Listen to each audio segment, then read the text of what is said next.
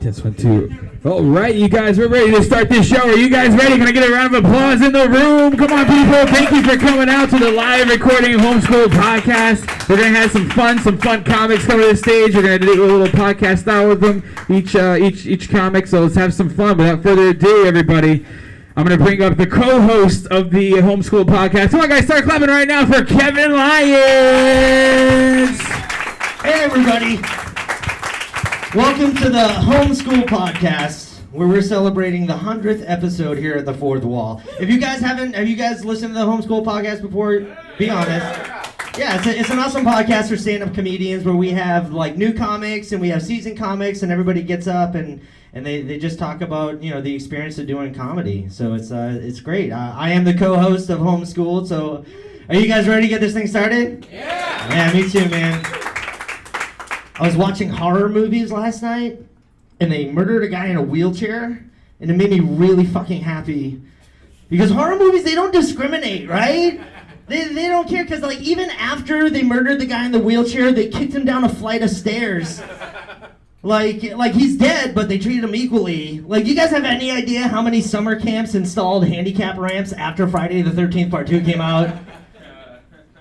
Serial killers in movies are very progressive, man. Like, they don't even use guns. They hate guns. They're very anti-guns.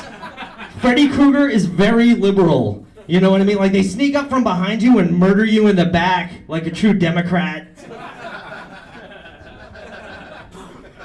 Man, I'm in my 30s. I'm starting to gain weight. I'm like a fat kid now. And, like, what's awesome about gaining weight is that you also lose the ability to feel shame.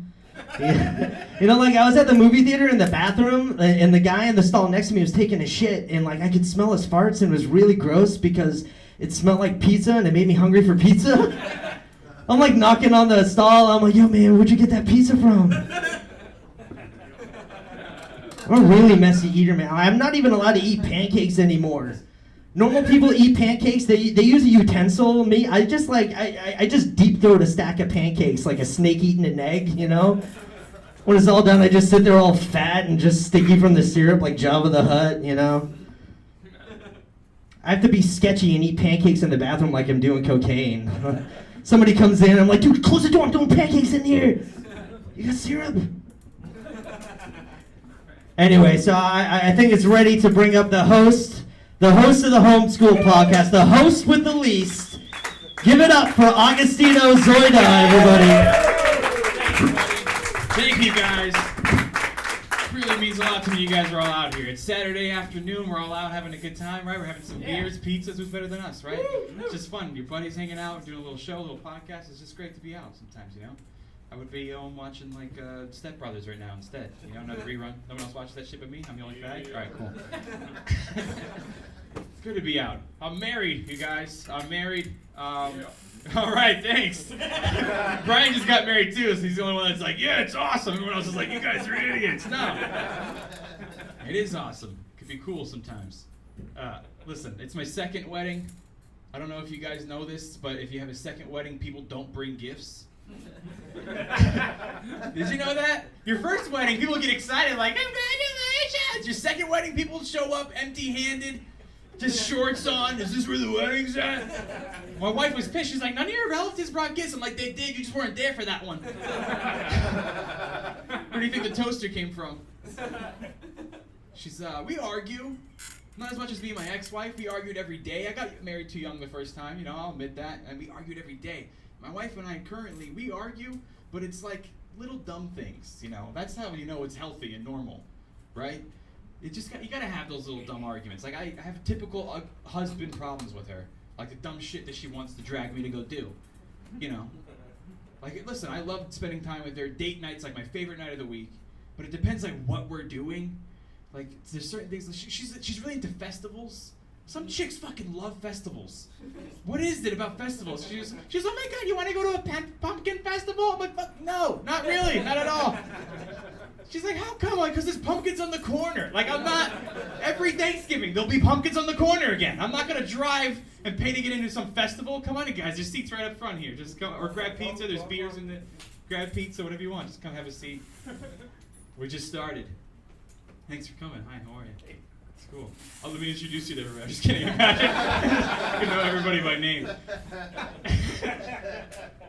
Yeah, so she's dragging me to do like all these things. For my birthday, she bought me tickets to Lobster Fest in Long Beach. That's my birthday present.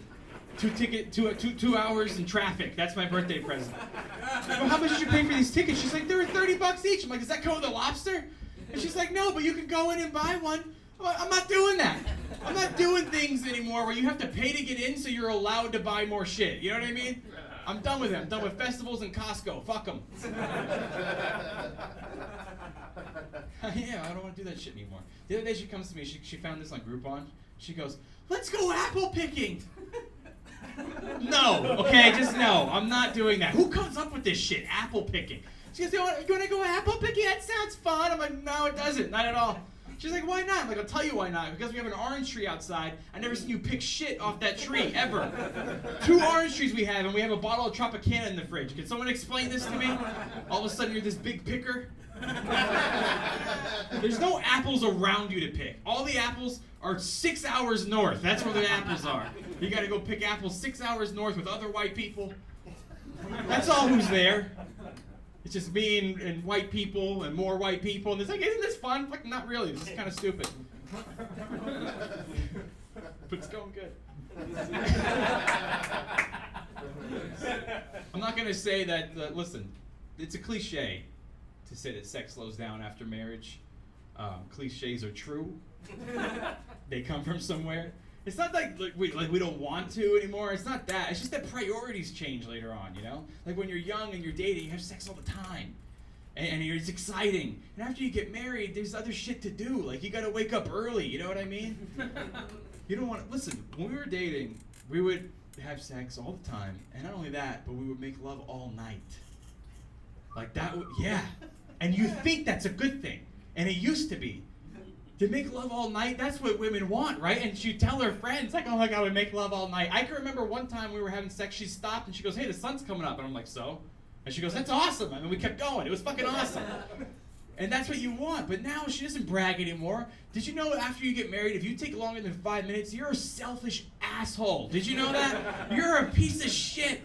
Hurry the fuck up. We got the farmer's market in the morning. She's got to get the good avocados. You know what I'm saying? Like, hurry this shit up. Things change after you get married. You think you know stuff. Like when you're dating, you're all confident. You're a young man. You're like, I know how to satisfy my woman. I know where my girl's G-spot is. You don't know dick. You don't know. You don't find out where the G-spot is until after you get married and you realize it's in her foot and you gotta rub that shit. Okay, that's where it is. You want to see her eyes roll back in her head and have her tell you don't stop. Fucking rub her foot while she's watching Friends. All right, that's how you do it.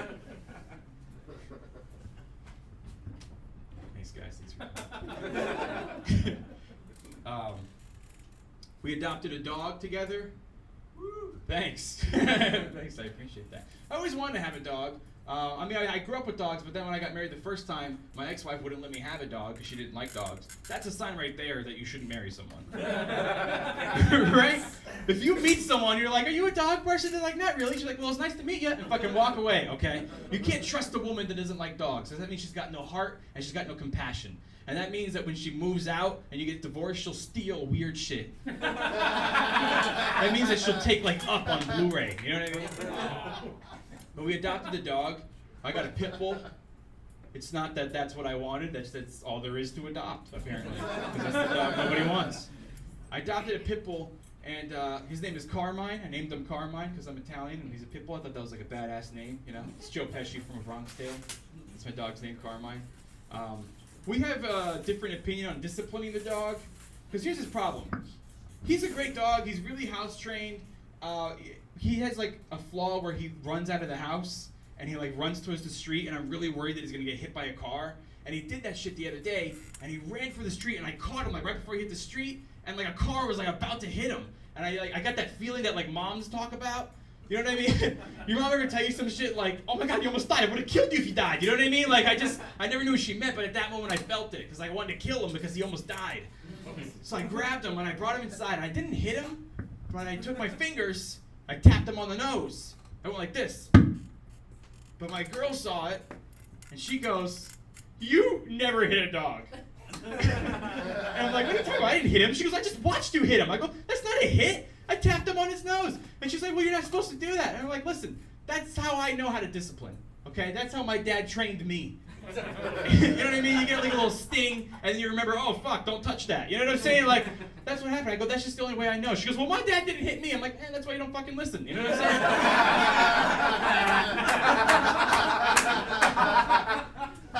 I've always had a soft spot for dogs. I'm like one of those guys. You ever meet people that like they like dogs more than people? I'm one of those guys. Like people, you watch a movie you're supposed to cry at. I never fucking cry. Like I've seen Passion of the Christ, nothing. But if you like my dog Skip, I'm emotional wreck. Like Marley and me, I'm a bitch. I can't help it. I just start fucking crying. You want me to cry? You gotta put a dog up on the cross. You know what I'm saying? Like, just like take the nail out of his paw. It hurts him. I was trying to think of like where did I get this like thing where I'm so emotional towards dogs, and I was thinking about like my childhood. I remembered one story.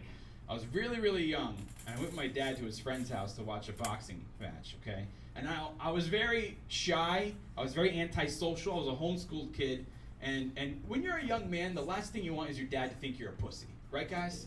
Like, you don't want your dad to look at you like, my son's a wuss. I was his only son, he had only girls and a young boy. And like, I was really shy, and I didn't even talk to him. To talk to him, I would whisper in my mom's ear and tell her to tell my dad stuff. Like, that's how shy I was. And my dad used to joke, he'd be like, my son's gonna be a public speaker one day. No, fucking I am. But here's the thing, like he goes, hey, you wanna come with me to my friend's house for a boxing fight? And I was like, oh shit, like hanging out with the guys, this is gonna be awesome. Like I'm like one of them, you know, my dad thinks I'm cool. So I went to his house, it was awesome, it was like the best day ever. They were watching the fight. My dad's friend just got a new dog, like a little puppy. And I was just playing with a puppy, and they were drinking beers and I was drinking soda. And they kept having beers, and they're like watching the fight. They're getting really into it. They're like, hit him, you know, like guys. And I didn't give a fuck about the fight. I'm playing with the dog. I'm drinking soda. I drank too much soda, and I had to pee, like really bad. And I got to the point where I couldn't hold it anymore. And so I started to just like, what am I gonna do? It was a big house. I didn't know where the bathroom was. I was, like I said, a shy kid, and I just started saying like, excuse me, you know, like where's the bath? Hello? And they were just like, yeah, hit him. You know what I mean? Like they weren't even listening to me. I couldn't hold it anymore. I just started to go. I just like peed right there in my pants. And here's the thing. I was wearing shorts, so it didn't make like a little pee stain. Instead, the pee just fell out and made a puddle of piss on the floor. And I'm standing there like in my puddle of piss, and I thought like, fuck, I'm dead. Like my dad's never gonna take me anywhere with his buddies ever again. So I just thought to myself, like, you know what, I'm just gonna step out of it, no one's gonna know nothing, you know? And I'm just sitting there getting nervous. All of a sudden I hear the bell ring on the boxing match. I'm like, saved by the bell. Fight's over. My dad's like, we're going home. He's like, let's get out of here. I'm out the door. I'm so close to out the door. And all of a sudden I hear my dad's buddy go, this fucking dog pissed on the floor again. And then he grabbed the dog and rubbed his nose in it. Do you know what it's like to have a poor innocent dog's nose rubbed in your urine in front of you? And the whole time the dog's just like, really, bro? You're not gonna say shit, huh? You're just gonna sit there? Man's best friend, my ass. I think that's what fucked me up. So like I'm, on the drive home, I'll never forget it. My dad was like, did you step in that piss? Why do I still smell it? It smells like it's right in here in the car. That's a new story I'm working on. Thanks for going along with the ride with me on that one. I don't have an ending yet. I almost had my Swayze moment recently. I'll explain what that is because I made it up. I call it a Patrick Swayze moment because we've all been there though. You ever been in a situation where like you have to stand up for yourself, but like you never do it? You always just think on the car ride home of like what you wanted to say. You know what I'm saying? You're always just like, oh, I should have fucking hit that guy. You know what I mean? You're on the treadmill like a week later, like that's what I should have said. I call it a Swayze moment because I grew up like watching the '80s movies. Patrick Swayze was kind of like my action hero. I liked Roadhouse, Point Break, Red Dawn. I grew up watching those movies. And I was just wanted to be like him. So here's what happened to me. I'm driving along. I was about to run out of gas. I see a gas station. It's expensive there, but like you're in a neighborhood and you're like, oh shit, they're getting ripped off. They don't even know it. You know what I mean? Like one of those neighborhoods. But what am I gonna do? Run out of gas? I gotta go in. So I go inside. The guy just didn't like me from the beginning. As soon as he saw me, the guy behind the register, he was like, fuck this dude. I don't know. There's just something about me he didn't like. Maybe he had a bad day. I walked up and I handed him some money. Between us, I handed him $7 in singles, okay?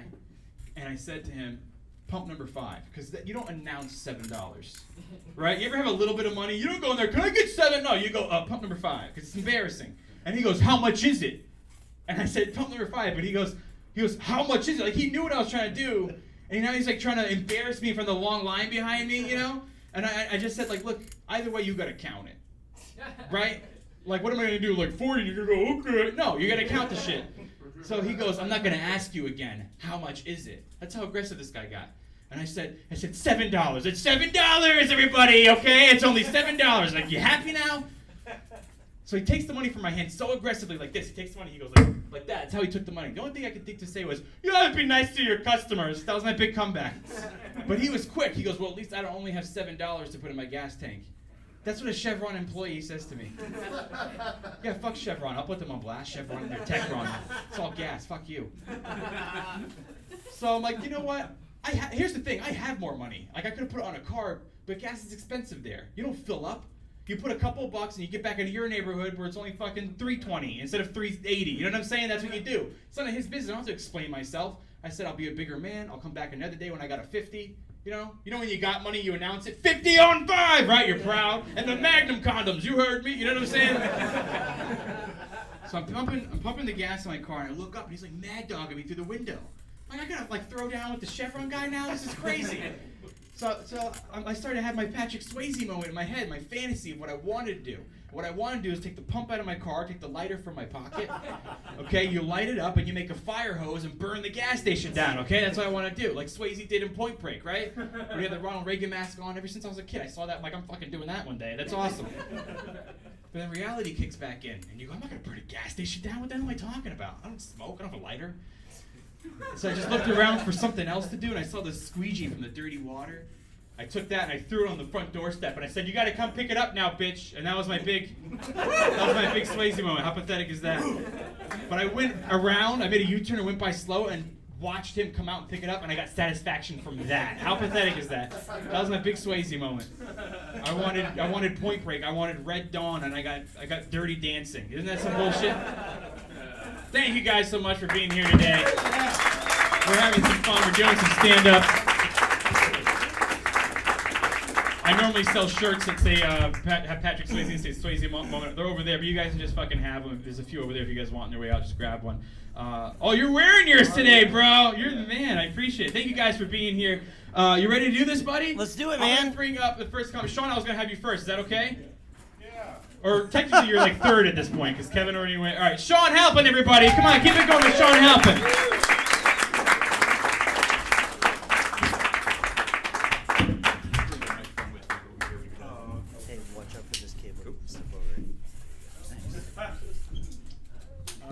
Feels like an acting class that I'm gonna fail.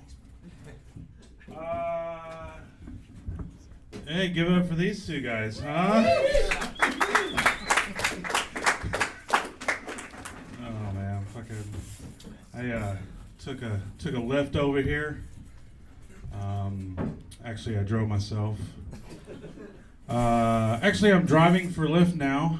I just want to, I figured, if comedy doesn't work out, I can be a full-time Lyft driver, which is more soul-sucking. Guys, if you're ever in a Lyft, just don't talk. Don't say a fucking word. Don't get in there and go, so how long you been driving? That's always a classic. No one asks you that at your job, do they? Yeah, actually. What do you do? Like, how long have you been a chiropractor for? That's the dumbest question anybody would ask a chiropractor. See what I mean? So, how long you been a chiropractor? So I've been working on my will.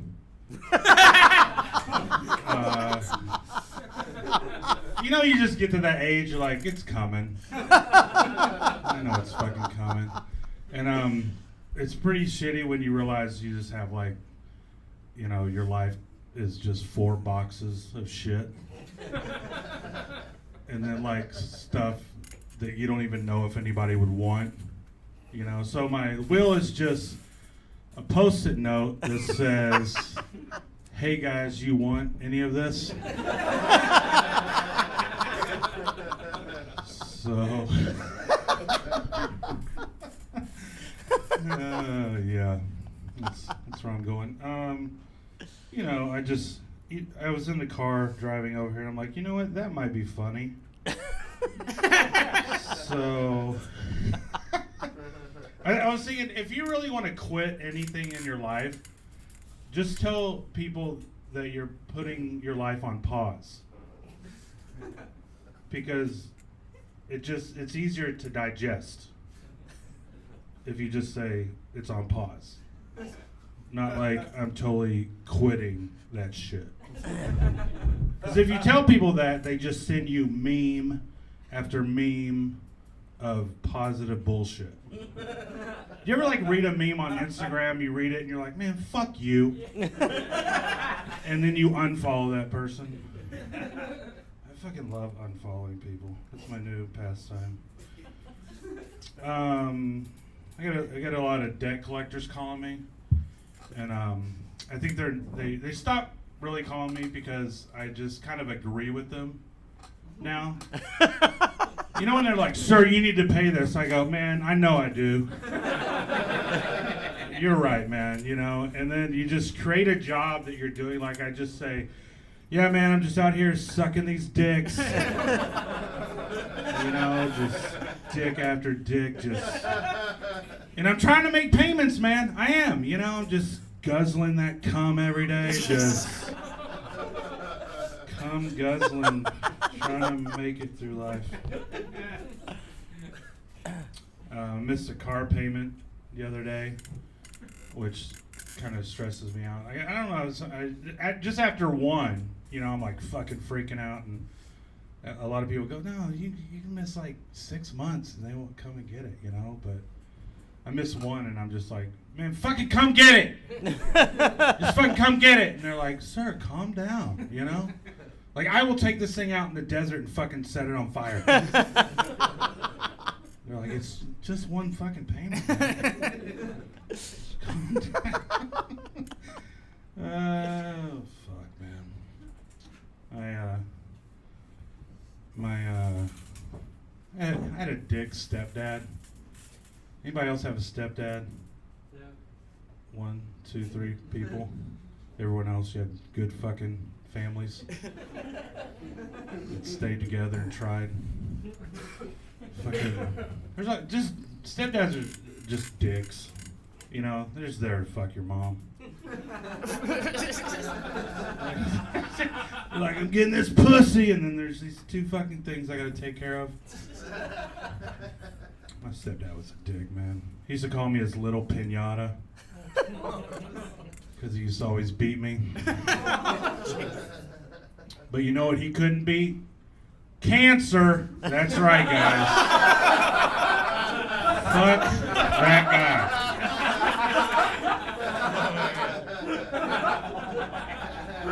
That's a pro me joke, okay? I lived, he died. You know what's so funny about that? I've been telling that joke like I've been working on it for a while, and nobody's really ever laughed at it. Except you sick fucks in a gray room at 1:46 in the afternoon. All right, guys, that's all I tell. Hey, bring the microphone with you, bud. Bring the microphone. Sean helping you guys. Come on, keep it going for Sean. Okay. I've never been asked over to the couch before. Oh, well, we don't have a couch, so. Dude, I could totally relate to that lift stuff. I always feel so awkward in the lift. I'm just like. Yeah, like I feel like you have to talk to them. Don't they rate you, like as a driver? Yeah, but you rate them too, but I don't.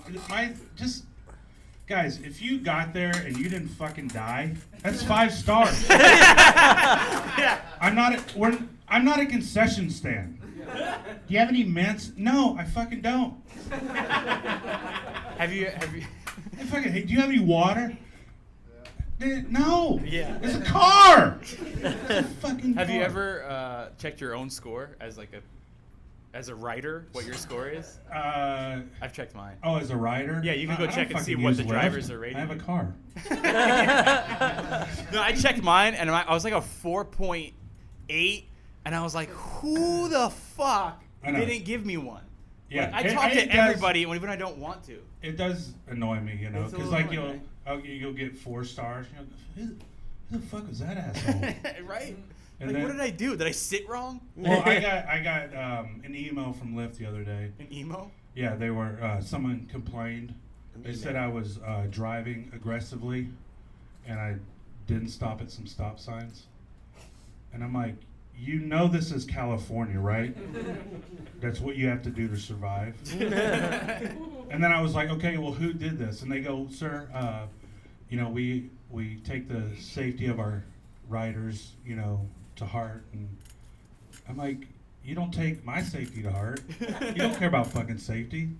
Like, you know, so just, like, I have to put a picture up because I'm a driver, but you guys don't have to put a picture up just because you're a rider, I guess. And you don't even have to put a fucking name.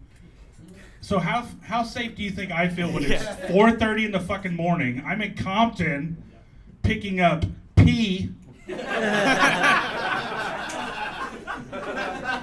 Just to let her fucking pee. With no fucking picture.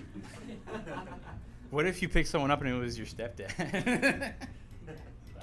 He's dead, motherfucker. Yeah. Well, it's a scenario. All right, Sean Halpin, everybody. That's Sean Halpin. Give me that microphone. I need it back. Thank you for coming, buddy. I love Thanks, you. John. You're hilarious. All right, you guys. I'm gonna bring up your next comic. Start clapping right now. This guy has a new movie coming out called Little Italy. I think it comes out over Mother's Day. I'm really happy he popped in. Make some noise right now for Mr. Adam Ferrara, everybody. Come on, make some noise. Thank you for being here. Yeah, sure. Thank you very much, folks. I just wanted to stop. If I appear a little nervous, I've never performed in front of this many people before. Does everybody know each other? I can introduce us. It'll take no time. Actually, the guys called me and say, "Hey, can you do me a favor?" Like, I said, "Yeah." I thought we had to move a fucking couch. I was coming to a trucking company to do a matinee, for Christ's sake. Jesus.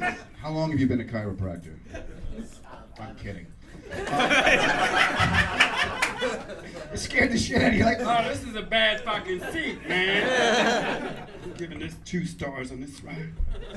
Do you have anyone to pick you up in an Uber who's clearly high? I had a guy the other day pull up. He just went, "Dude." I'm like, "Yeah, I'm dude." And I'm like, "Hey, are you high?" He's like, "No." So I said, "All right, move over. I'll drive." He's like, "Okay." I wasn't gonna let him drive. He's like, "Put your belt on." He's like, "Oh, you're nice."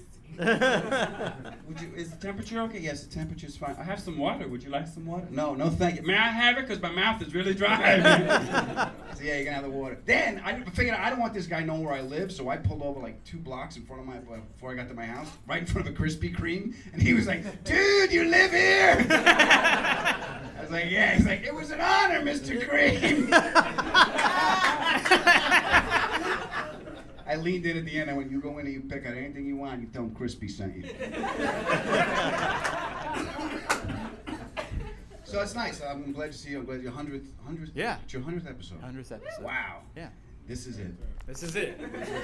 Just wait till 200. We're Yeah, closing 200. after this. 200. Now, I was Closing driving over. I was going, this motherfucker wants me to help him buy meth. Where the fuck are we going?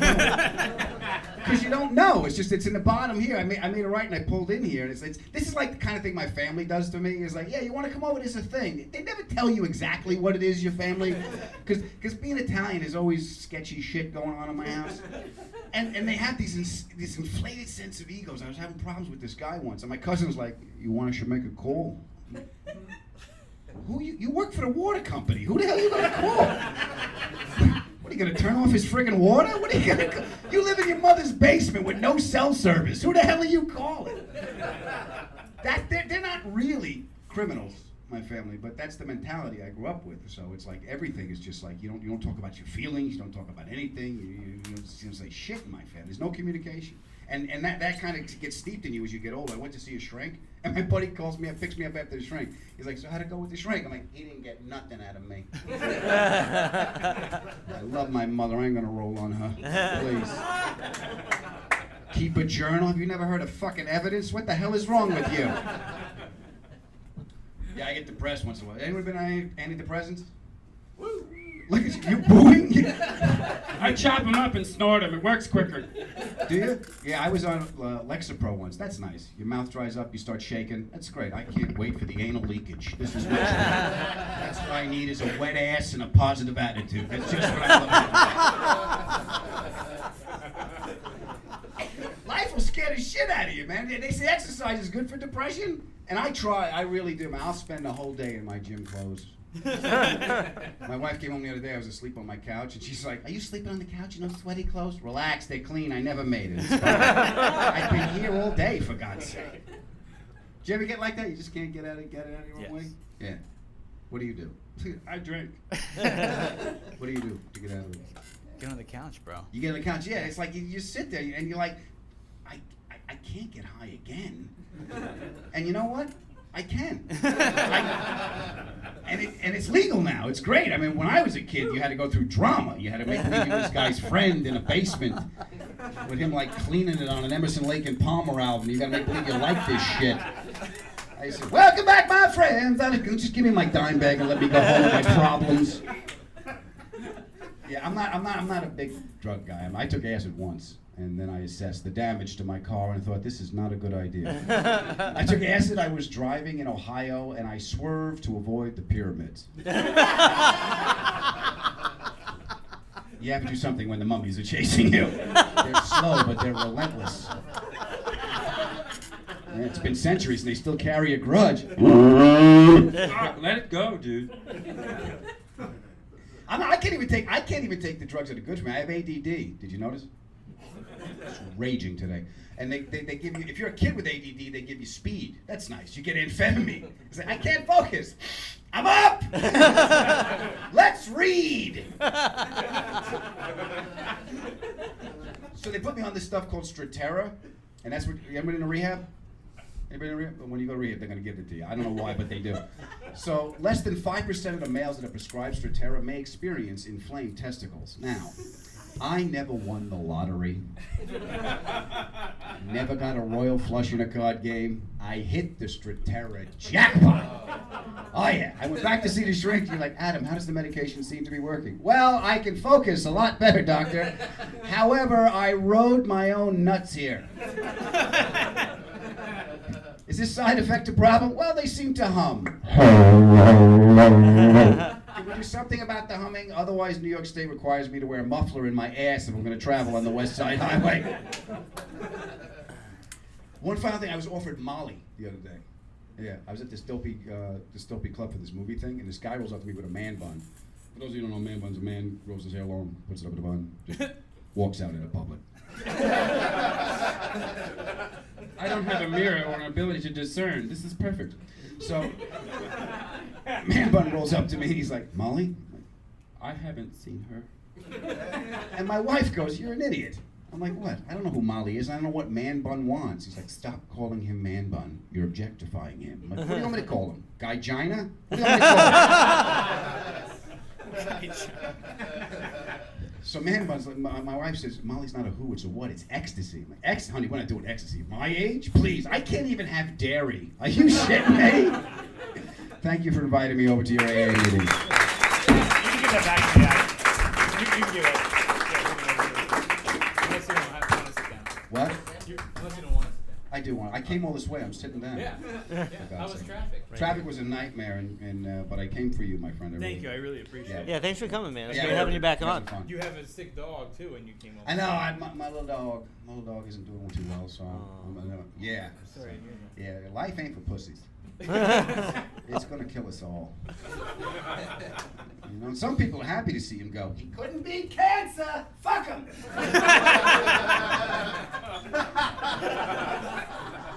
That's when you know when you can turn cancer into a punchline. You're doing good, big guy.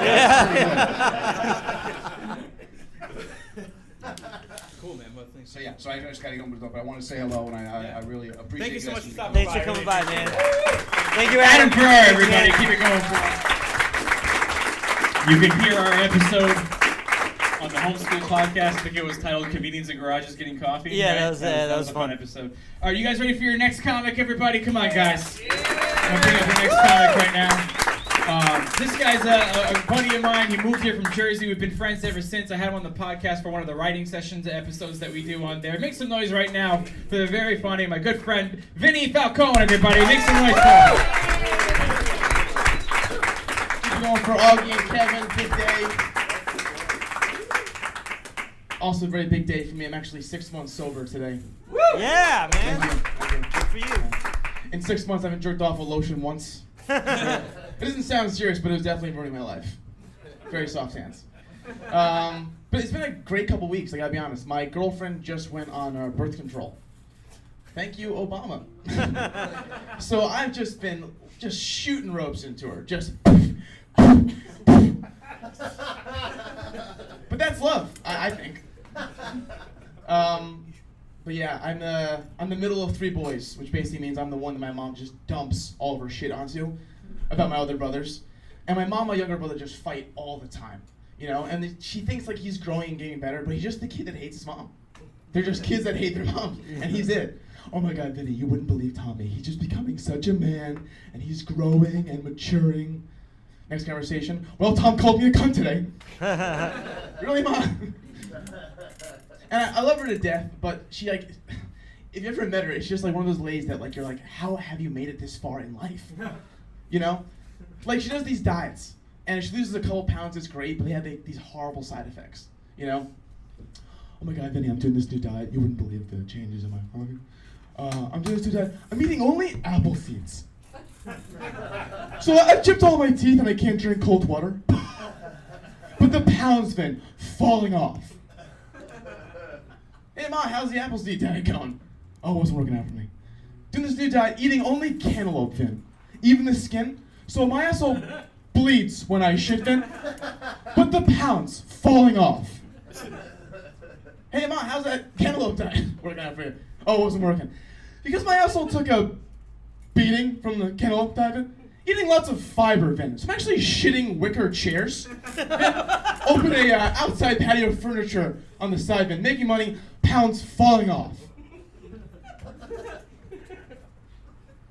But I was watching this gangbang, and I'm a new comic. I haven't really, learned how to, go from mom jokes to gangbang in a fluid motion, but this is all I got. So I was watching this gangbang, and it's a bunch of guys and this one girl, kind of like this room. Traditionally, don't worry, this isn't a ruse by them guys, just like, yeah. So I'm watching this gangbang, it's a bunch of guys and this one girl, traditionally speaking. You know, like I'm sure there could be like the reverse kind of gangbang, but I just couldn't picture like a bunch of women waiting to fuck one guy. I mean, could you? Just like,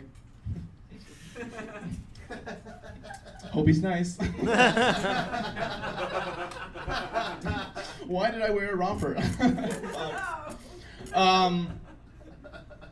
Yeah. Oh, well, I guess there is like the female version of a gangbang, and it's a network television show called The Bachelor, right? Just a bunch of like girls waiting to fuck one rich guy, or just Los Angeles. But I my guilty pleasure, I do watch The Bachelor sometimes. It's actually a pretty good show. And like in The Bachelor, it seems to be like when there's like down to 2 girls, there's always like one girl that you just know is like the best thing for him, and she's a sweetheart. But he picks the other girl just because she's got to be a freak in bed, you know? It's like, all right, ladies, tonight there's 2 of you here, but unfortunately I have just 1 rose to give. Jennifer, you have just an amazing soul and personality, and when I met your family, I could see myself fitting in with your family. And you're just truly a beautiful person inside and out. But Jackie, you ate my ass in the jacuzzi. Gee, we're on network television. My mom watched this shit. It's fucking crazy. God, love the work ethic though. But anyway, so I'm watching this gangbang. And it's all these guys, and they're all barefoot, except for this one guy who's wearing flip-flops. And I couldn't help but think, this is not this guy's first gangbang. I mean, flip-flops to a gangbang, that's a professional gangbang move. Like, I'm sure he's been to a couple, had a great time. But as he's walking out, he's like, my feet are fucking filthy. And one day he's walking through Walmart, because of course he shops at Walmart. You don't just gangbang on Monday and shop at Whole Foods for grass-fed beef on Tuesday. You know? And he sees a pair of flip-flops, and he's like, listen, I got my beach flip-flops, but those could be my gangbang flip-flops. Guys, I'm Vinny Falcone, thank you. Thanks, man. Hey, man, welcome back to the podcast, dude. How's it going since we last saw you, man? It's good. I actually just showed Flappers last night. Oh, how'd that go? It was good. It just got to a rough start because I was getting ready to leave and I was taking a piss. And listen, I know my asshole very well. And, I hope so. I farted and I sharted. And I never shart. Like after the show? No, I was leaving to go to the show, so I was in my apartment, luckily. Oh. So I sharted. I'm walking around for like 2 minutes. I finally realized something's not right. So I have to perform surgery before I go to this fucking thing. But the show went well, and I'm off to work actually in like 10 minutes. So I'm a waiter, so I'm basically just a professional bitch. Just grabbing ketchup bottles for little kids. You got any other shows coming up soon that you want to plug, or? Unfortunately, no. Just open micing it for right now. What about any advice for people who are also starting stand up too? So. Just get on stage as much as possible. Every now and then you're gonna eat a bag of dicks, and You're an intellectual, man. Thank you so much for that Yeah. insight. Eat a bag of dicks. Just a bag of dicks is gonna make you full. It's gonna give you some energy. Where can people come see you wait tables? Oh, Malibu Farm on the pier. I'll be the guy hating my fucking life. I serve a bag of dicks, yes. They're organic, non-GMO, so they're average size penises like my own. They're always on happy hour? Yeah, and they're circumcised, so because uncircumcised dicks are gross. Dude, listening to your set, I think that you should start getting into doing like baptisms, bar mitzvahs. It's very PC, good for the family, you know? Yeah, the ass eating bit in the hot tub, man, that's fucking, I mean, first communion, it's got to be written all over it. Well, I think Ellen needs a new opener, so I might go there and hype the crowd. Who's ready for Ellen? By the way, have you heard about my ass eating joke? Has your mom heard your set? Unfortunately. And she knows that you do that bit about her? Yes. And she doesn't mind it? Well, see, I'm like my mom's best friend, and she's mine. It's very cute. So when I send her my audio of my set, she's like, I'm just not gonna tell you anything anymore. But by the way, you would never believe you haven't been at work today. But what about the dirty stuff? Does she mind? No, well, one time I did a club, this local club back in Jersey, and it was about to go on, and there was a family that was friends with ours in the audience, and they see us and they go, oh my God, Vinny, you're performing, this is great. And my mom's like, no, leave, don't watch him, go. And my first joke is yeah, I love jerking off. My mom's just like, oh God. Yeah. So she's supportive. She's supportive, but she's an Italian mother. She's out of her fucking mind.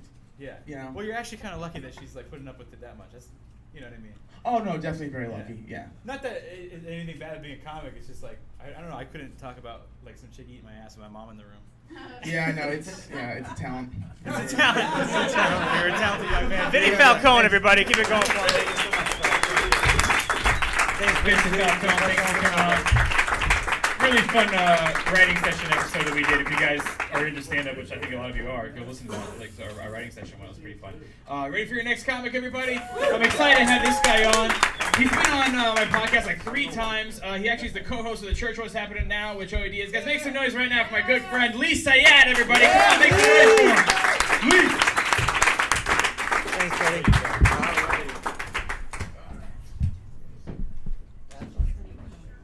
Hey, everybody. Give it up for everyone who's here today. Statler and Waldorf for podcasting over here. Never had a crowd behind me before. I feel like I look like Sean Halpin's son. You know what? I mean, I don't think I could talk about a woman eating my asshole unless it was my mom. I don't know. They have that close relationship. I don't know. Agostino loves Everybody Loves Raymond. Yeah. And I do too. I love it. But here's the thing.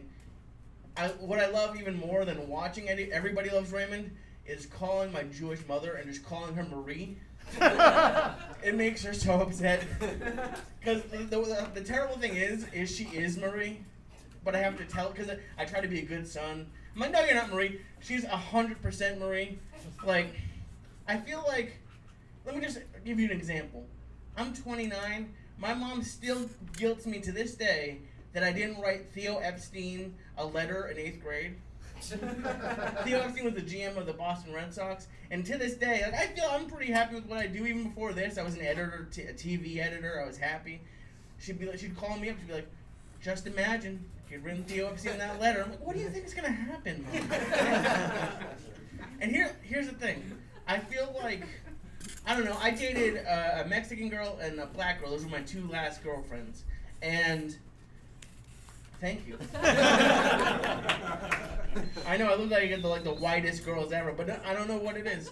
But there's something weird when you date someone who is a different race. Like, I would just, like, anytime anything happened, they would just, like, you'll never understand our struggle. Like, anytime there's a school shooter, they would get excited if the person was white. They're like, "Oh, thank God."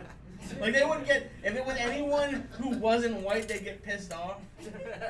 They would just be so depressed. It's not like, my Jewish guilt, I feel like, outweighs any white privilege that I could have taken advantage of. I just can't do it. And here's the thing, I feel guilty about a lot of stuff. Like, I feel guilty, I don't know, I have a lot of, not hate, but I just don't like a lot of people. Like, anyone in here work a minimum wage job? Like, yeah, it just makes you just hate everybody. I've never hated an old man before. Like, I worked in a movie theater for a bunch of years, and the menus just haven't changed, you guys. I don't know. I had a guy wait 20 minutes in line, ask me if we sold nonpareils. If you don't know what those are, they're snow caps. And the only reason I know that is because I like candy a lot. And I'm also Jewish, so I buy the generic versions. And that's what snow caps. I told him we didn't. He looked at me straight in the face, said, "You just ruined my movie-going experience," and left. Guys, it's just... And it, like... You try to be a positive person. You try to be a nice person. But then you get on online dating apps, and you're just like, all right, maybe I should just go kill myself right now. Because here's the thing, you guys. I'm a Hufflepuff. I know it. You guys are looking at me like, I think he's a seeker in Gryffindor. No, he's not. No matter how many times I take the test on Facebook, I get Hufflepuff. But,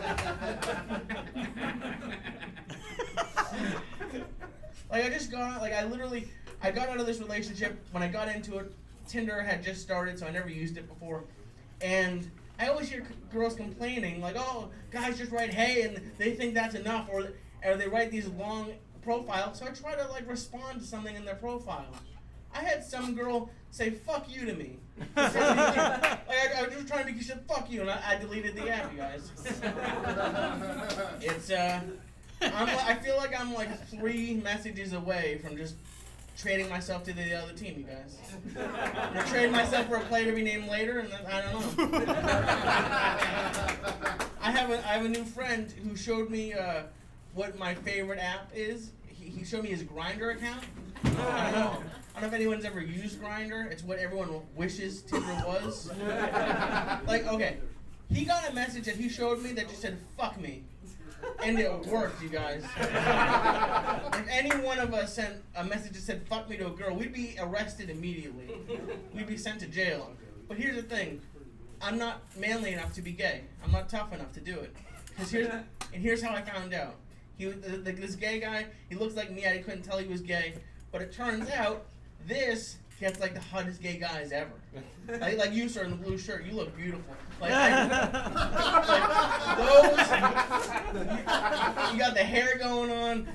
You're like this. My friend would love you. When he was telling me about fucking this guy in the ass, and the guy growled at him mid-sex. Just went, "Ah!" And just telling the story makes my dick go inside of my body. So thank you very much. Please say that, everybody. All right, Lee, now that you've been talking about online dating, because I've been doing that stuff too, do you know, I want to know if anybody else noticed this, when you're going through the different, there's like 35% of women in Los Angeles have a picture taken with them and Jeff Goldblum. Have you seen anybody? It's the weirdest thing. Have you seen anybody with their picture taken with Jeff Goldblum? The girls that I see aren't hot enough to be with Jeff Goldblum. Like, here's the thing. I'm not paying for the like expensive Tinder. I can't do like the unlimited swipes. So I don't either. But I only swipe like 4.5 and up. So I'm not taking a chance on a 6 or a 7. I'm trying to get a blowjob here. Jesus Christ! You signed up for J-Date, didn't you? I can't do. First of all, even if J-Date was free, I wouldn't sign up for J-Date because I don't know anyone else here. Do you guys like only date outside of your race or religion? Like, I can't do a Jewish woman. I can't do it. I like literally.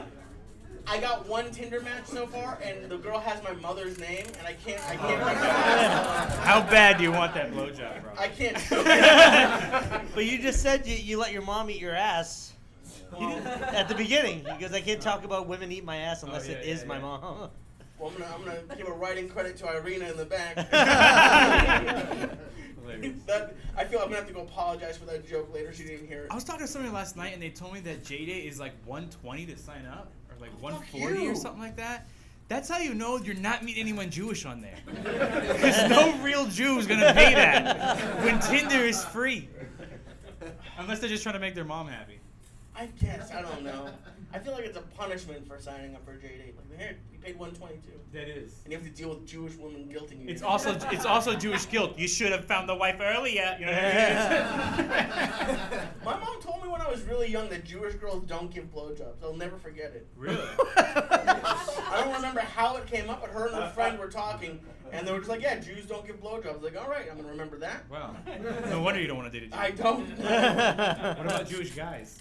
They're hot. They're hot? No, I like them, I guess. I They don't give know. blowjobs? They might. Give us the facts, Lee. What do you? I don't know any gay Jew guys. I don't know. Lee, I'm really proud of you. You've been around the stand-up comedy world. We talk about this on the podcast for like 6 years. Yeah. You've been co-hosting Joey's podcast for like 6 years. Yeah, I did that before I met you the same night I met Joey. Right, and like we've talked about that before. It's just like, and I've asked you, like, you know, we'll go like on the road and do gigs and stuff. Like, Lee, what do you think? You gonna do it one day? And you were just always like, no, not for me. And like 6 years later, here you are. What made you pull the trigger, man? Sounds like a joke, but I was like going through like I used to come to the 7-Eleven a lot and buy a bunch of scratchers, and I never won, like not one. And I don't know. I heard about this place, the Fourth Wall. I think it's a great place. I have a lot of fun here, and I felt bad. Like when you were at the Ha Ha all those years, yeah. I didn't want to go over there and just be like, oh, well, August, got me up, or they know Joey, so I didn't want like just like special treatment. You wanted to break into it your own way. Yeah, and over here. Because that's hilarious to me that you're around comedy 24/7. You've been to like the best comedy clubs in the world on a nightly basis, Comedy Store, Laugh Factory, Improvs, and then you're like, hey, there's an open mic next to 7-Eleven. Shit, I think this looks pretty good. I'm lazy as fuck, you guys. It's 5 minutes from my house. Well, I'm proud of you, buddy. Thank you. And I'm for excited to having me. work with you much more in the future. Lee Syed, everybody. Hey, Thanks for Lee. coming on. Thank you, Lee. We have 2 comics left. If anybody want to grab a quick beer before I bring up the next comic, I know you're probably sitting there going like, man, I need a beer, but I don't want to interrupt. Anybody want a beer? Or if anybody uses the bathroom. Don't use this fucking bathroom. If you're a dude and you're going to be like, fuck it, I'll use it. I just got to pee. But if you're a chick, I recommend going to 7-Eleven and buying gum or some shit. I don't know. I almost wanted to create a pass so people could use the restroom, but I'm like, fuck it, let's block it. I don't want nobody going in there. All right, anyway, you guys, so everybody's good. I guess I'm going to bring up the next comic. I have 2 comics left. Everybody, make some noise right now. I just had this girl on my podcast. It was a good time. I titled the podcast, I Can't Tell If You're Joking, because we just had a lot of laughs and good jokes. And I honestly couldn't tell if she was like mad at me or she was joking the entire time. But this is my good friend, guys. Start clapping right now for Irina Sky, everybody. Come on, let her know. Keep it going for us. Thank you. Good to see you. You didn't send me information. Great. You were supposed to do it. Oh, that's well, true. you were supposed to do it. Okay, send it to you. I don't have it. Unbelievable. Hi guys, thanks so much for coming out to my HBO taping. This has just been brilliant. This is great. I'm sorry I'm late. No, you're good. Perfect. Sorry I'm late. I was at a better show and it just took me a while to get here. I fucking love Fourth Room. I don't know who created this, but from 8 a.m. to fucking 12 a.m. there's just comedy all the time, and I think that's amazing. So if you can't find a reason to go to an open mic, you're fucking retarded, because this is where it's at. This is what you have to do. Can I sit down? Is this only for like a? It's only for after you set. Okay. Stand the fuck up and do some No, I mean that's fair. I'm an immigrant. I shouldn't be standing. I am an immigrant. Who else is an immigrant here? Wow. Wow. White privilege all around. Wow. It's crazy. Yeah, it's true, I'm an immigrant. I'm from Russia. Yeah, I'm from Russia. That's the best response I've ever got. That's cool. Thank you guys so much. Thanks. It's really sweet. It's really great. Yeah, no, for reals. I grew up there, was really young when I came to America. And I don't have an accent. I know because I learned English watching Melrose Place, and I know too. I did, like, I would come home from school and I would watch Tiffany and I would watch Heather Locklear, and I'd be like, Dad, you're being so stupid right now, like you don't even get it. And he was like, oh, go back to sounding like a hooker. We don't want that one either. It's true. The first movie, by the way, that we ever saw in Russia, like the first American movie, was Pretty Woman.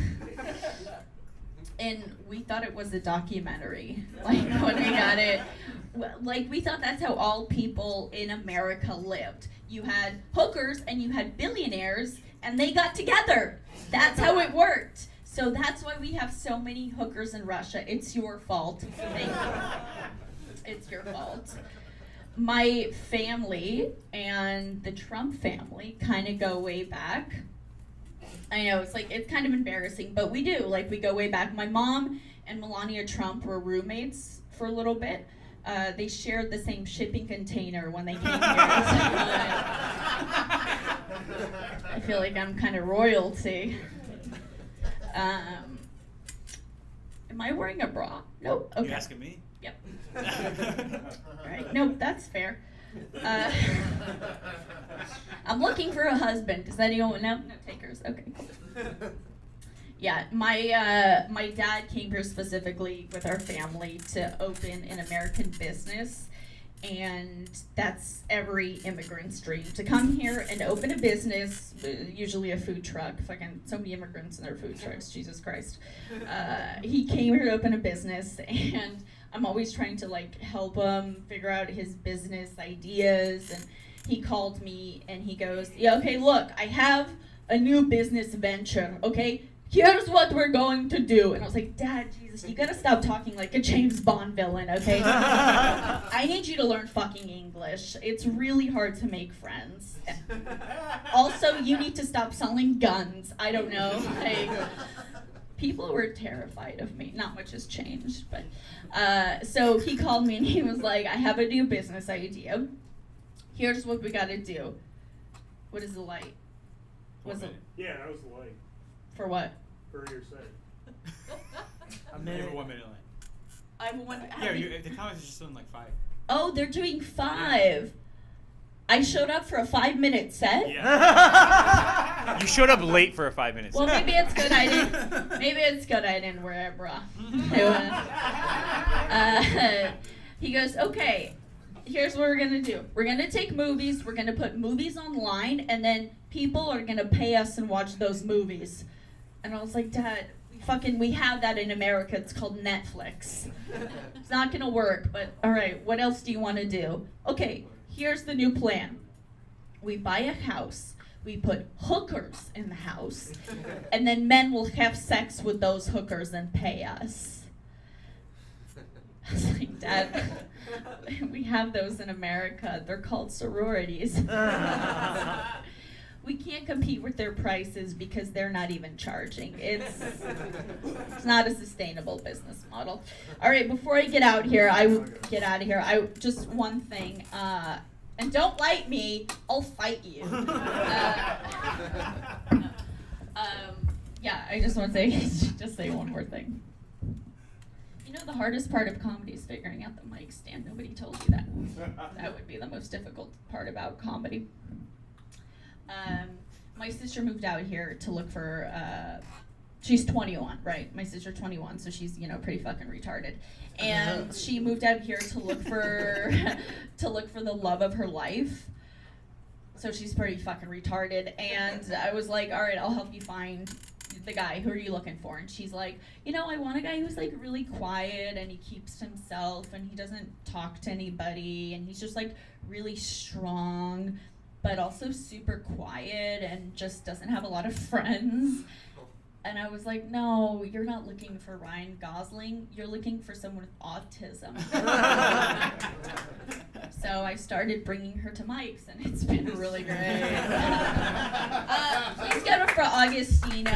It's been fucking amazing. And I just this is not part of my stuff, but really briefly, like I've done a lot of podcasts because I'm really famous in a small country in Kyiv called Kharkov, and I don't know if you've I'm a celebrity over there. And Augustino, so I've done a lot of podcasts, and Augustino is, and his sidekick Robin is they will say whatever the fuck they want, and it's so fucking refreshing because any mic I go to, I hear it's a safe space, which means here's the stuff you can say and here's the stuff you can't. So when I hear safe space, to me it means say whatever the fuck you want, and if you get offended, go home. So thank you guys. Thank you. Bring the microphone with you. Bring the mic with you. Bring the microphone. Yeah. We need to hear you. Or you can do that. Okay. The hardest part about stand-up is the microphone stand. And the mic situation. And remembering to wear a bra, apparently. You know It's not like I double these. No one's gonna care. When you were on the podcast, what was really fun, that's why we titled it, is we couldn't tell if you were joking about things. Yeah. And it was so refreshing because at the same time, I'm like, wait, did she really feel that way about that subject? Yeah. And then I'm like, no, it's a joke. But, like, you pulled that off so well, and it's refreshing to see that in a comic. So. Yeah, I don't think a lot of women are funny, and I think that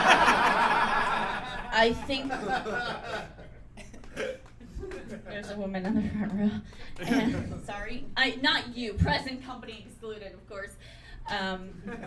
I think that it's hard for people to tell when I'm being serious. When I was married, when I date, like I used to be married, that's true. Not for a green card, okay? I'm not a bitch, I married him for the money.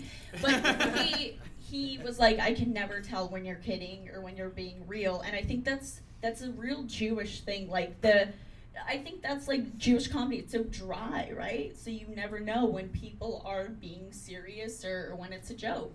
And I almost like for the person I'm telling it to decide which one is real, you know? Are you a Russian Jew? I'm a Russian Jew. Yep. Woo! All right. Some fans of Russian Jews on us. That's not the right one, is it? Not the Are right you gonna say one. something there? No. So did you literally like just forget about this, and then when I texted you, where are you? Did you run out of the house without a bra? No. If you want to know what really happened. Do we want to know? Right? Do you guys want to know what happened? All right. Oh, I like this. I'm sorry, just Wasn't it worth saving the chair? I'm sorry, just burped. That's cool. Okay, what really happened is I did some Xanax last night for the first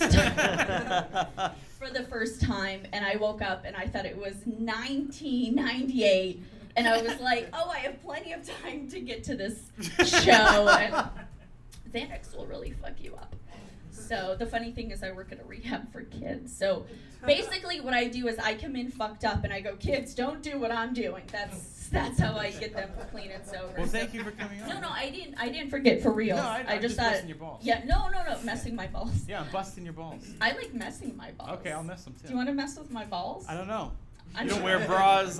You taking Xanax? I don't But know you what know you for find a out. fact, for a fact, my balls are bigger than most of the male comedians. How do I know that for a fact? You know that for a Oh, fact. just from okay. Just Just from but- your personality. Yeah, my personality. I basically turned into the man I've always wanted to date. That's kind of what happened. So, does anyone have questions about my life, or what else should I? No, that's it. You're good. Thanks That for coming. was it. Thanks for being on the episode the original time. Thanks for being on this episode. Thank you. Anytime. We I'd do love to appreciate your anytime. personality where we can't tell if you're joking. Is We that appreciate bad or it. good? What do you No, guys that's think? amazing. That's Kevin loves amazing. it. That's the truth. Is Kevin that thinks- right? Awesome. We all think it's really great you mastered being a bitch. I You mastered being a bitch. Okay, that's a good point though, because my dad always said, "I want you to be a bitch, but I don't want you to be a cunt." And there's a real thin line. It's a real thin You line. nailed it. Irina Sky, everybody. Come on, give her a Full call. of compliments. Thank Thank you so much.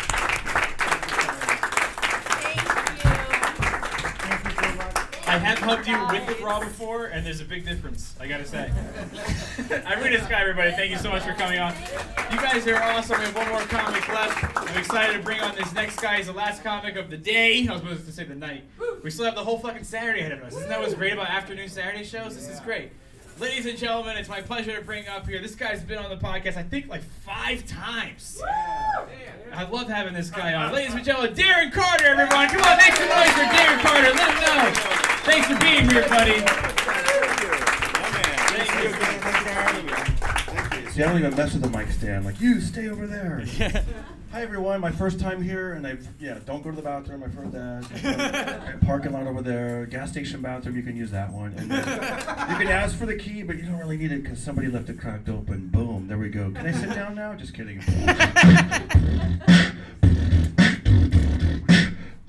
I just like seeing people bob their head like, yeah.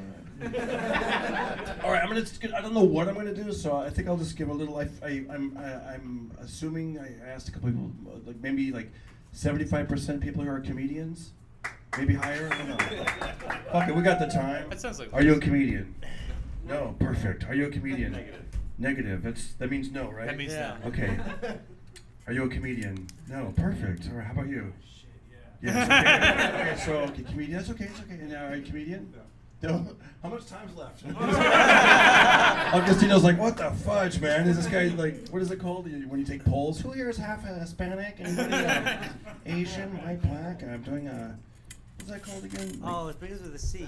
Census. I'm the census. Yeah, that's what I feel like sometimes when you see comedians that are on stage. Where's all my black people at? All right, then write that down. 3.3. Anybody here single with 2.5 kids? All right, so I'm gonna tell you right now. I started comedy back in a long time ago, like 1989. Okay, 1989. I talked to Dane Cook. He goes, "Just say 90. People like round numbers." So fuck it. I started in 90, and but my first big paid gig was in 1990. I used to have a motorcycle. I lived in Fresno, and the gig was in Ventura, what is now called the Ventura Harbor Comedy Club. Back then, it was called Hornblowers. So, yeah. So here's how long ago it was. It was I knew the guy that was opening the week before because he was also from Fresno. And the reason there was a Ventura-Fresno connection, this dude named Harry Capehart used to book the Ventura, and also Fresno. And so he'd get like the local MCs out of Fresno, with the guys that were good, and we'd go there. And I remember I had to buy a car to get there because my motorcycle wouldn't make it. So I was like, all right, I'll get a car. It was a Yugo, not a joke, it really was a Yugo. Yeah, my car payments were $87 a month, and my insurance was $105. So I get there, and my friend, he gave me a little tip. He goes, when you get to town, then I'll put you in a hotel. So immediately, he goes, if you find a phone book, in the back of the phone book, there's going to be coupons for the La Quinta Inn. And I remember at the time, dude, I was getting $350. Wow. Yeah, back in '90, $350 for Thursday, Friday, Saturday. So got the coupons, went to the La Quinta Inn. I was good to go. I don't mean to be distracted. That's a wonderful tattoo. Thank you. It's like a pirate ship or something. I used to draw those when I was a kid. They're really cool. Yeah. No, they're fun to draw. Okay, back to my story. They're fun to draw. They're fun to draw. They're kind of easy. Like if you don't think you can draw, you like draw like a cool boat with the sailboats and stuff. That's a badass one. That's good. And the little ocean waves, you do that. That's way better than what I could do. Okay. So don't trust me with a tattoo gun. I'm like, you're like, damn it, this looks like a rowboat, asshole. What kind of pirate does this? Okay, so I did that.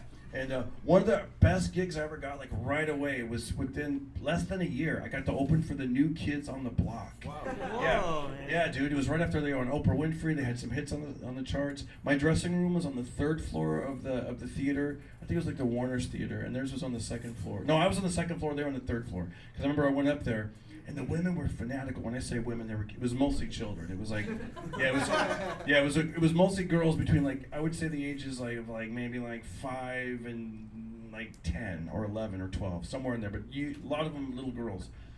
But the ones that were a little bit older, like, were outside. And I remember, like, they took from craft services in their dressing room, the new kids on the block, some of them, they go, guys, get back. And they'd, like, drop watermelons and fruits and stuff.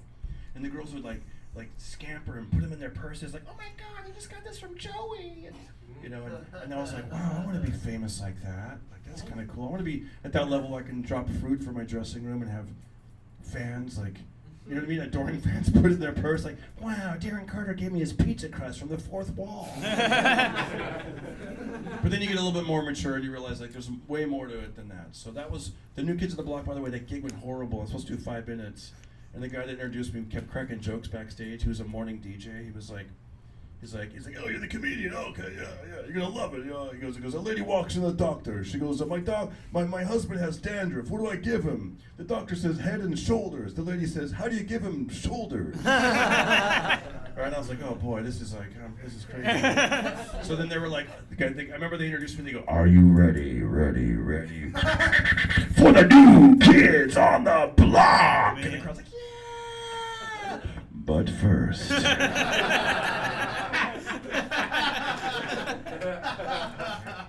He's Darren Carter, the party starter. And I come out there, and it was just like, I should have just done what I intended to do, right? Here's what I intended to do. This is what got me the gig, okay? Now you gotta remember, this is 1990. You gotta remember, like, Bobby Brown was on the radio, Pee Wee Herman was big. So I remember I went out there and I was like, I used to do this rapping cartoons, okay? So, you know, I just got out of high school as a young kid, and I come out there and I go, I forget how I got into it, but basically the bit was boom, boom, boom, boom. Well, blows me down, they couldn't be hipper. Shiver me timbers like a Chippendale stripper. And I would dance around like, boom, boom, boom, boom. Well, I'm Kermit the Frog and I'm covered in green. Miss Piggy is fat, that's F-A-T, but it's my prerogative. Which is a huge song back then. My prerogative. Okay. And then I would do, well, my name is Bullwinkle, I am a move. Give me the mic and do a cut loose. Well, yeah, was cracking this, the Digo Double G, the big Snoop Dogg. Baby was a virgin, that's what she's. I didn't really do Snoop, but fuck it, I'll throw it in there. He didn't come out to another 3 years, but anyways, or 2 years. But yeah, so that's what I wanted to do, and it would have done great. But where I messed up is, I was like, man, I should probably introduce it better. I should be like, so here's where I fucked up. I'm like, hey, I love the New Kids on the Block. And they're like, yeah, aren't they great? New Kids on the Block. And it's a great opening for the New Kids. And every time I said New Kids, they would be like, yeah.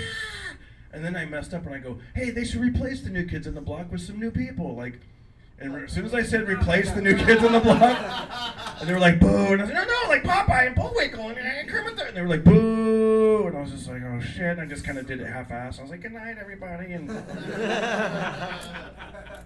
yeah, and it was the first time you bomb like that, it's really depressing. You're just like, I remember I laid in bed the next day like, fuck, I always wanted to do this. Maybe it ain't gonna happen. But tell you what, 28 years later, I'm still here.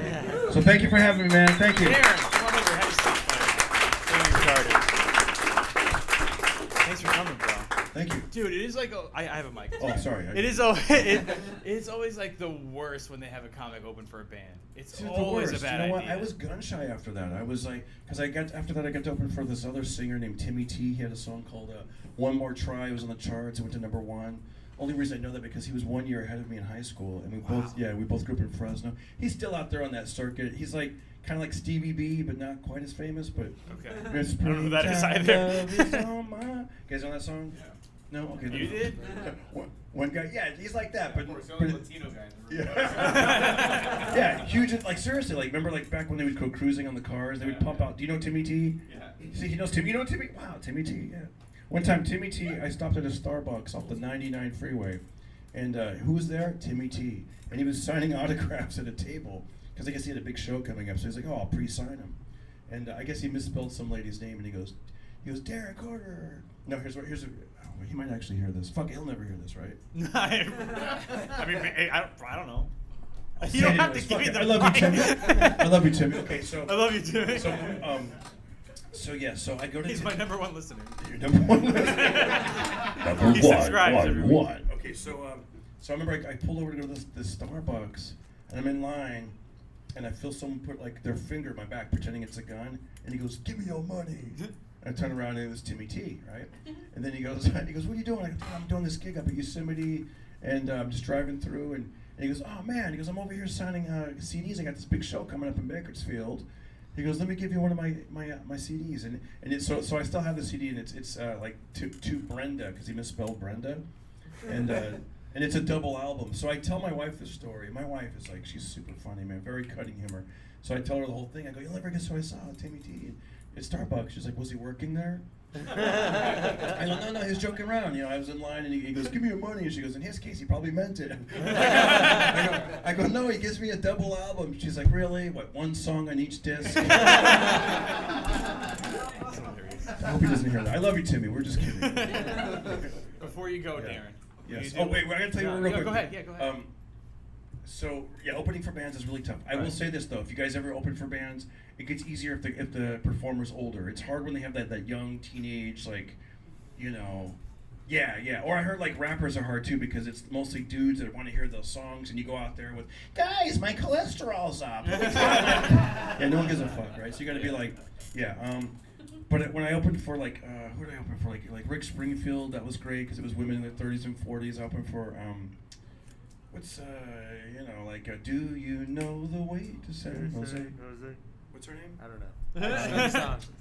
Dionne Warwick, great crowd. Like, yeah, you want people that are like, I think older in the audience, 30s, 40s, probably 50s. Yeah, that's what I think. Anyways, you had a question?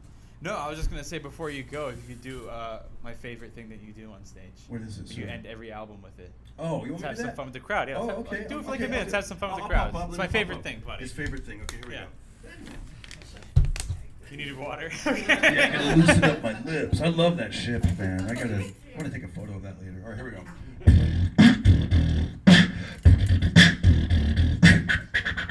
You should get some footage of Lee dancing. Is that cool, Lee? You want to come over here, Lee? Come over here. Come on, give Lee a round of applause. The Flyers, dude. You know what? Yeah, there we go. Hi, ladies, I'm Darren. You can call me Duran. Love me like a leprechaun, sweeter than a bomb. I'm gonna bang you like a tom-tom, then I'm out. I'm gone, Duran. Hit it.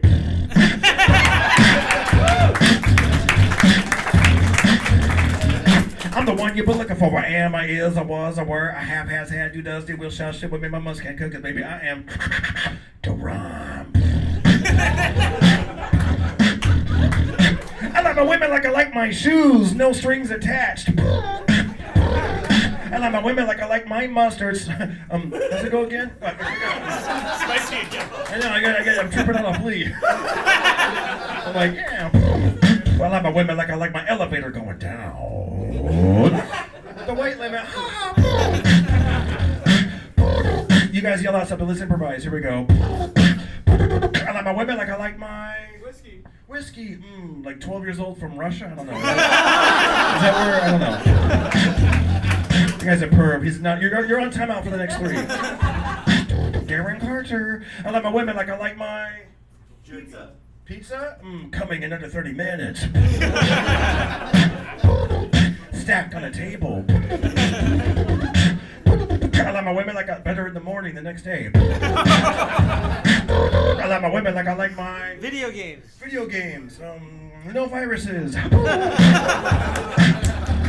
No memory. All right, last one. I like my women like I like my Icebox. Icebox?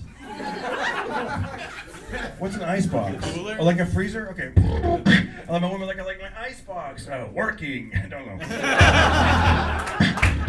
Thank you. I'm Darren Carter. Darren Carter, everybody. Wish you guys a lot of luck and success. And thank you, Augustino. Thank you, my friend.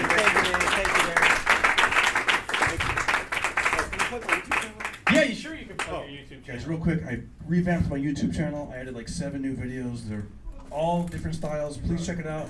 Subscribe. Darren Carter, YouTube and Instagram also. Thank you. Darren Carter, everybody. Keep it going for Darren Carter. Thank you for coming by. Keep it going for all the comics that we saw today who volunteered their time for this afternoon. I really appreciate you guys coming out and supporting the live podcast. I've done a live podcast a long time ago, just trying it out. It didn't go as great as this. This is like awesome. I'm so happy that I did this. It's the 100th episode, and I really appreciate you guys supporting. if you're a comic or even if you're not, I mean, like, it's a good episode, a good podcast to listen to. We have writing sessions, we have comics on to tell stories, you know, stuff like that. So thank you guys so much. I really appreciate you guys coming out. Let's have a great Saturday, guys. Thank you for coming out. Take some beer with you if you want. Have some pizza.